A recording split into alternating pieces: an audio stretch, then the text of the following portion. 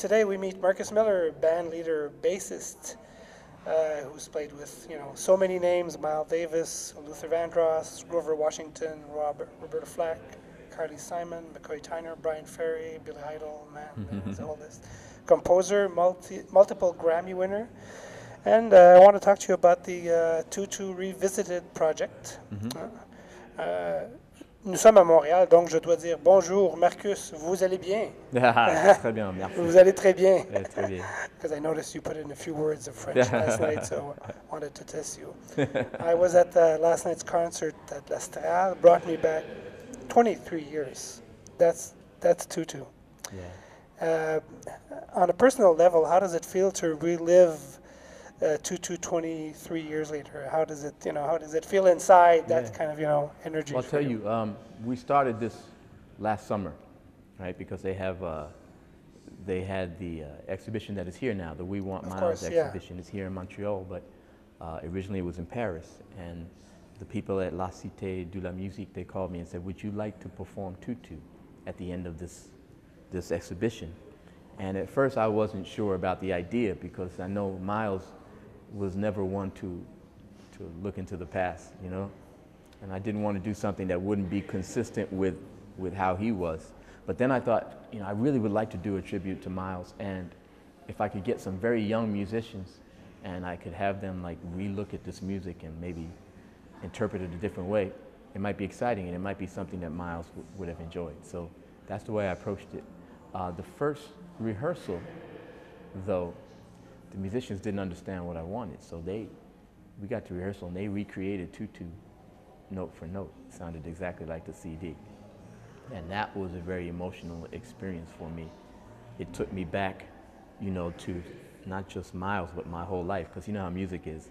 Music connects you to your life. It's like the soundtrack for your life. So when you hear something from 1986, it takes you right back to 1986. It was a beautiful experience.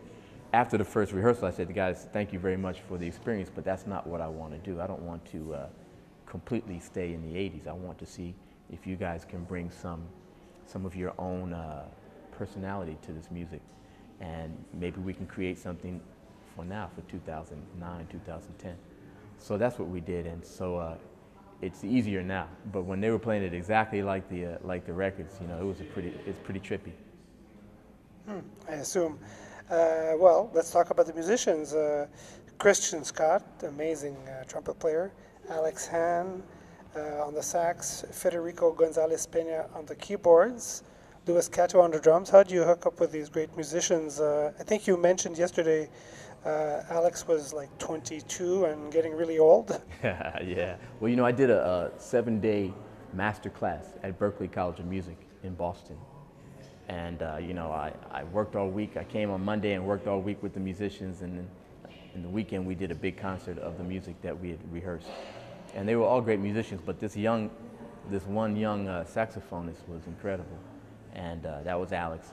He was 20 years old at the time. And I was just really struck by his maturity, his facility, his ideas, his spirit, everything that you look for in a musician. So I used him during the summertime for the next couple of years until he finished school, and now I'm really happy to have him in the band full time. How was the Thomas, or should I say Tomas, writing process with Miles? Because I know that's a... Oh, it was very easy, because what Miles would do is he'd send me, at the time it was cassette tapes.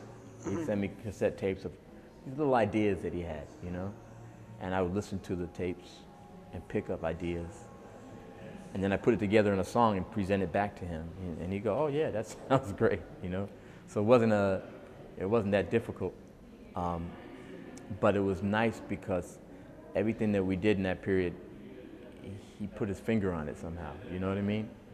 It wasn't like I was just writing the music myself. I knew I was writing it for Miles, and it inspired me. And it took me to another place and made me find sounds that I normally wouldn't have found. So I was really inspired by him, working with him. Great tune. How was the co-production process? Because you co-produced Tutu with Tom the Puma. The co-production process with Tommy was very easy because, as a producer, there's parts of producing that I love, and parts of producing that I don't love so much. You know, the part I love is communicating with the artist and putting the music together and making sure the music is right. The parts I don't love so much is dealing with the budget, you know, and dealing with renting the studios and all the details of production. But Tommy took care of all that, you know, and then he also was there to have an ear when, you know, maybe we were getting too far out there or certain things weren't working. But it was nice because all I really had to focus on was the production of the music. So it was a very, very cool relationship. How was your first meeting with Miles, or actually how did that come about? Was it in a musical setting? Yeah, I'm from New York, and I've been kind of, at 21 years old, I was becoming a popular studio musician. I was playing on Aretha Franklin and Roberta Flack and Grover Washington Jr. Whatever was going on in New York, I had my finger in it, you know, as a young new guy, you know, on the bass player scene. And so I was on one of those sessions, and I got a note that said, call Miles Davis, you know.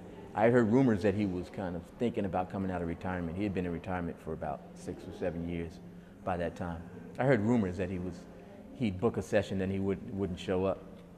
So when I got the message, I called him, and he said, look, I got a session in a couple hours at Columbia. Can you make it? And I said, are you going to be there? You know? And he said, yeah, motherfucker, I'm going to be there. If you're going to be there. And I said, yeah, consider me there, you know. And I finished the session I was on, and I got myself over to Columbia Studios, and he walked in, and he had some music. He showed me the music. It was very sparse, what he showed me.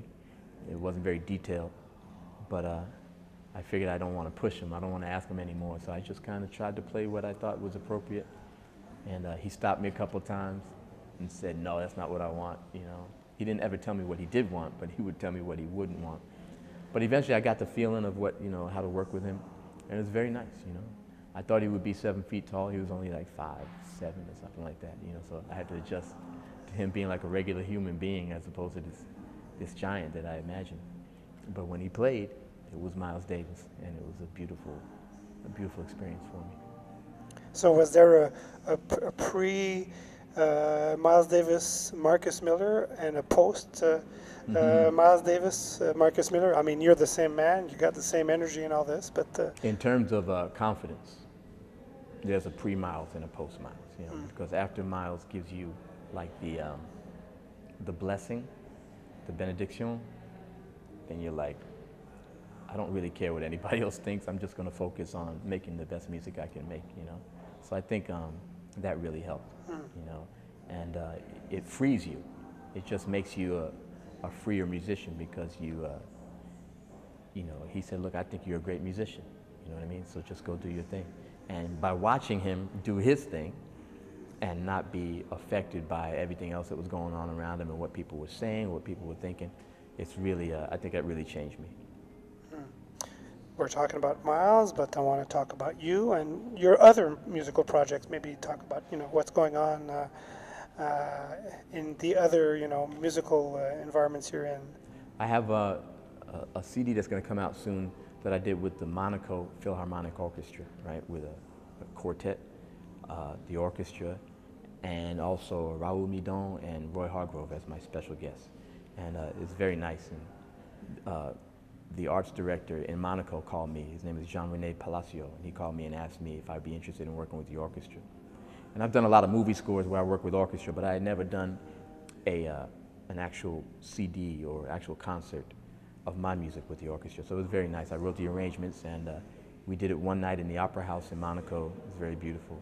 So it's called A Night in Monte Carlo, and it should be released pretty soon. And hopefully I'll get to do some gigs with the orchestra and present something new for people. Maybe do a gig in Montreal? It would be really nice, yeah. So that's what we're just on the phone talking about. All right. And where did you learn to speak French so well? You know, I just put my iPod headphones on in the airport, because, you know, we're musicians, so we're in the airport all day long.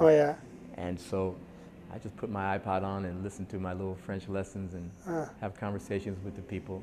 I was saying it's difficult here in Montreal because everyone speaks perfect English, so why waste my time speaking bad French when I can just communicate with everyone, you know? Absolument. Je comprends. Oui, d'accord. Je vous remercie beaucoup, Marcus, du temps que vous nous avez donné, et je vous souhaite un bon séjour au Québec et à Montréal. Merci beaucoup. Bonjour.